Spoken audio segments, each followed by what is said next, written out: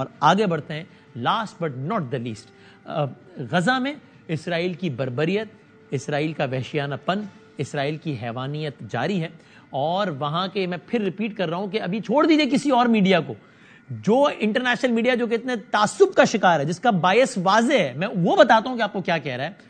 Be B C یہ کہہ رہا ہے کہ اسرائیل کی قید سے جو لوگ چھٹ کر آئے ہیں, بی بی سی کہہ رہا ہے, ان کی ویب سائٹ پہ ابھی جا کے دیکھ سکتے ہیں آپ, وہ کیا بتا رہے ہیں کہ ہمارے ساتھ کیا کیا گیا, ہمارے اوپر کتے چھوڑے گئے. وہ کیا کہہ رہے ہیں ہمارے ساتھ کیا کیا گیا, ہمیں ایک تنگ جگہ میں بند کر کے وہاں پہ آنسو گیس چھوڑے گئے. وہ کیا کہہ رہے ہیں ہمارے ساتھ کیا کیا گیا, ہمارا بستر کھینچ لیا گیا. وہ کیا کہہ رہے ہیں ہمارے ساتھ کیا کیا گیا, کہہ رہے ہیں ہمیں کھانے سے محروم کر دیا گیا. اور میں محتاط الفاظ کا سہارا لے کر کہہ رہا ہوں, آپ خود سمجھ جائے گا کہ وہ کیا کہہ رہے ہیں, ہمارے ساتھ کیا مکروہ عمل کیا گیا, ہمارے اوپر نجاست کی گئی, پھینکی گئی. یہ محتاط الفاظ آپ بتا رہا ہوں. یہ عالم ہے, لیکن جو عالمی امن کے ٹھیکیدار ہیں وہ بیان بازی سے آگے اس پہ نہیں بڑھ رہے. آج بھی اسلام آباد میں اس حوالے سے اجتماع ہوا, اور ہو رہے ہیں اجتماعات, روزانہ کی بنیاد پر ہو رہے ہیں. اچھی بات ہے کہ تمام لوگ کم از کم اپنی آواز تو بلند کریں, کم از کم احتجاج تو کریں. اور یہ بھی اچھا ہے کہ بلا تفریق مسلک و مذہب یہ بات ہو رہی ہے. جناب مفتی تقی عثمانی صاحب, مشہور معروف عالم دین, انہوں نے بھی آج اسلام آباد میں اجتماع سے خطاب کرتے ہوئے یہ کہا. اسرائیل کے قیام کے خلاف ہیں. دو ریاستی حل کی جو بات کی جاتی ہے اس سے ہمیشہ پرہیز کیا جائے. تمام مسلمانوں پر جو جہاں بھی رہتا ہو, اس معنی میں اس پر جہاد فرض ہے کہ وہ جو مدد ان کو پہنچا سکتا ہو وہ مدد پہنچائے. یہ جنگ ختم ہونے والی جنگ نہیں ہے, یہ اس وقت تک جاری رہے گی اور رہنی چاہیے جب تک کہ اسرائیل کا قبضہ پورے فلسطین سے ختم نہیں ہو جاتا. جناب علامہ راجہ ناصر عباس صاحب سربراہ مجلس وحدت المسلمین, جناب علامہ طاہر اشرفی صاحب ہمارے ساتھ ہیں ٹیلی فون لائن پہ. میں دونوں کا بہت شکر گزار ہوں. علامہ صاحب پہلے آپ بتائیے گا, اور طاہر صاحب پھر آپ کے. یہ تو اب کیا اس صورتحال کا مستقبل کیا, وہ تو اب جنگ بندی ختم ہو گئی, بندے انہوں نے اپنے چھڑا لیے, اس کے بعد پھر وحشیانہ پن جاری ہے, اینڈ کیا اب اس کا؟ بسم اللہ الرحمن الرحیم. شکریہ. دیکھیں, گزشتہ 16 سال میں اس خطے میں اسرائیل نے 6 جنگیں کی ہیں, اور 6 کی 6 جنگوں میں ہارا ہے. وہ اس لیے کہ جو وہ چاہتا ہے وہ نہیں ہو سکا.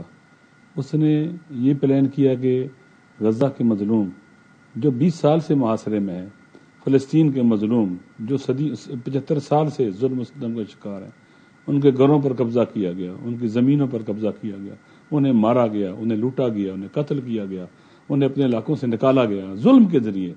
اسرائیل کی بنیاد اور اساسی ظلم پر ہے.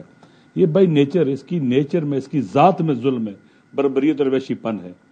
غزہ میں اسرائیل جنگ نہیں لڑ رہا, جنگی جرائم کا مرتکب ہو رہا ہے. وہاں پر وہ یہ کہہ کے گیا ہے کہ ہم غزہ پر قبضہ کر لیں گے, غزہ کے لوگوں کو وہاں سے نکال دیں گے, حماس کو ختم کر دیں گے, مقاومت ریزسٹنس کو ختم کر دیں گے. آج 2 ماہ ہونے کو ہیں, وہ غزہ میں جب سے داخل ہوئے شکست کھا رہا ہے, اور وہاں پر اپنے اہداف میں کامیاب نہیں ہو سکا. صرف بچوں کو مارنے میں کامیاب ہوا ہے, عورتوں کو مارنے میں, اسپتالوں کو بموں سے اڑانے میں, اسکولوں پر حملہ کرنے میں, شہری آبادی کو نشانہ بنانے میں. پوری دنیا امریکہ سے تماشا دیکھ رہی ہے. یہ امریکہ کی سرپرستی میں ہو رہا ہے, یہ یورپ کی سرپرستی میں ہو رہا ہے, یہ برطانیہ, فرانس, جرمنی, ان سب ممالک کی سرپرستی میں ہو رہا ہے. اس سے فلسطین کے مظلوموں کا صبر ان کے چہرے سے نقاب اتار رہا ہے کہ یہ قاتل ہیں, یہ ظالم ہیں, ان کے ہیومن رائٹس کے دعوے جھوٹے ہیں. کوئی جمہوریت نہیں ہے, کوئی وومن رائٹس نہیں ہے, کوئی چلڈرن رائٹس نہیں ہے, کسی چیز کے وہاں پر حقوق نہیں ہے. یہ جھوٹ بولتے ہیں جب یہ کہتے ہیں کہ ہم ہیومن رائٹس کے علمبردار ہیں. انسان رائٹ ٹو لیو کو انہوں نے یونائیٹڈ نیشن کے چارٹر میں سائن کیا ہے. کہاں گیا وہ رائٹ ٹو لیو جو دن دہاڑے 24 گھنٹے اسرائیل قتل عام کر رہے ہیں, امریکہ اسلحہ دے رہا ہے, یورپ اسلحہ دے رہا ہے, اور خوب اس کو تھپکی لگا رہے ہیں, اور اس کو مہلت دے رہے ہیں کہ تم اسرائیل غزہ کو قبضہ کرو اور حماس کو مٹا دو, ایلیمینیٹ کر دو. آج بھی مقاومت پورے غزہ میں اسرائیلیوں سے لڑ رہی ہے, ان کے ٹینک مار رہی ہے, ان کے توپوں کو مار رہی ہے, ان کی بختر بند گاڑیوں کو مار رہی ہے, ان کا مقابلہ کر رہی ہے, اور ان کو وہاں پر ایک استقرار نہیں ہونے دے رہی. غزہ کی مقاومت کبھی شکست نہیں کھائے گی. میں مفتی تقی عثمانی صاحب کی بات کی تائید کرتا ہوں, اور انہیں مبارک بھی دیتا ہوں کہ یہ جیسا انہوں نے سٹینڈ لیا کہ سارے کا سارا فلسطین فلسطینیوں کا ہے. یہ نہیں ہے کوئی آگے غاصب قبضہ کر لے آدھا اس کو دے دو, ایسا نہیں ہے. پھر کشمیر دے دو انڈیا کو, آدھا خود رکھ لو. یہ کوئی پاکستانی کہہ ہی نہیں سکتا ہے. اور قائد اعظم نے کہا کہ اسرائیل ایک ناجائز ریاست ہے, لہذا اس ناجائز ریاست کو تسلیم کرو گے.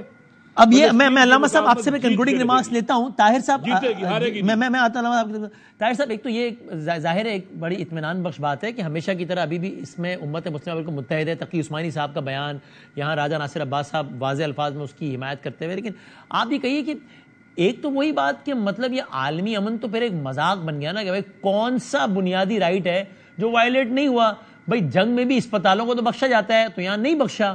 جنگ میں بھی ایمبولینسوں کو بخشا جاتا ہے, یہاں نہیں بخشا. عورتوں کو بخشا جاتا ہے, نہیں بخشا. ریپ ہوئے ہیں وہاں پہ, خواتین بتا رہی ہیں وہاں سے, بچوں کو بخشا جاتا ہے, نہیں بخشا. تو وہ تو کھلی بدماشی چل رہی. تو ایک تو اس پہ کامنٹ, اور دوسرا ہے کہ اب آپ کو لگتا ہے کہ ابھی اب اینڈ کیا ہے اس کا, مطلب کچھ سمجھ میں آتا ہے؟ لوگ ہم سے پوچھ رہے ہوتے ہیں, ہمیں تو آپ بتائیں کہ اب کیا, واٹ نیکسٹ؟ طاہر صاحب.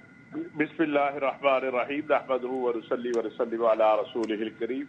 آپ نے بالکل درست فرمایا, یہ جنگ نہیں ہے, یہ وحشت ہے, بربریت ہے, سفاکیت ہے, انتقام ہے اس شکست کا جو 7 اکتوبر کے بعد اسرائیل کو ہوئی. اور اسرائیل کا یہ خیال تھا کہ وہ 24 سے 48 گھنٹے میں غزہ پر قبضہ کر لے گا, اور اس کے بعد مسلم دنیا میں وہ اس مسئلے کو شیعہ سنی بنا کر پیش کر دے گا, یا جو اس کے حلیف اور حریف یا اس کے اعلی کار ہے وہ مسلمانوں میں تقسیم پیدا کر دیں گے. لیکن الحمدللہ نہ وہ یہ کام کر سکے, اور نہ ہی اہل فلسطین اور غزہ کو وہ قبضہ کر سکا, فتح کر سکا. اب ایک پاگل کی طرح, ایک جسے آپ کہہ لیں کہ جس کی پشت پناہی جو ہے یورپ بھی کر رہا ہے, امریکہ بھی کر رہا ہے, اور جو ہے اپنا ممالک بھی کر رہے ہیں, وہ ایک پاگل جو ہے انداز میں, ایک مجنونانہ انداز میں چاہتا یہ ہے کہ فلسطین کا کوئی بچہ, بوڑھا, جوان, عورت باقی نہ بچے. آپ دیکھیں, میرا سوال ہے بداوی صاحب دنیا سے کہ آپ کو حماس نے مارا نا, آپ حماس کے خلاف جنگ لڑ رہے, آپ نوجوانوں کے خلاف جنگ کریں, آپ حماس کی جو ہے وہ مجاہدین کے خلاف جنگ لڑیں. آپ تو ہسپتالوں میں ان علاقوں کو, ہسپتالوں میں ان ایریاز کو نشانہ بنا رہے ہیں جہاں معصوم بچے ہیں.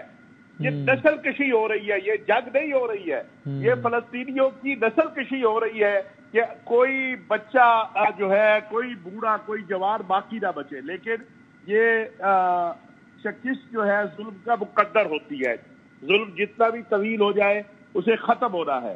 اسلامی دنیا جو ہے اس کو اس حوالے سے جو اقدامات کرنے ہیں ان میں سب سے پہلا قدم یہ ہے کہ جو ایک اتحاد پیدا ہوا OIC کے پلیٹ فارم سے, کہ ایران کے صدر جو ہے وہ 15 سال بعد سعودی عرب پہنچے, طیب اردغان صاحب وہاں پہنچے. اس کو جو انہوں نے اعلان کیا OIC کے پلیٹ فارم سے, اس پر عمل درآمد کے لیے اسلامی دنیا کو عملی اقدامات اٹھانے ہوں گے.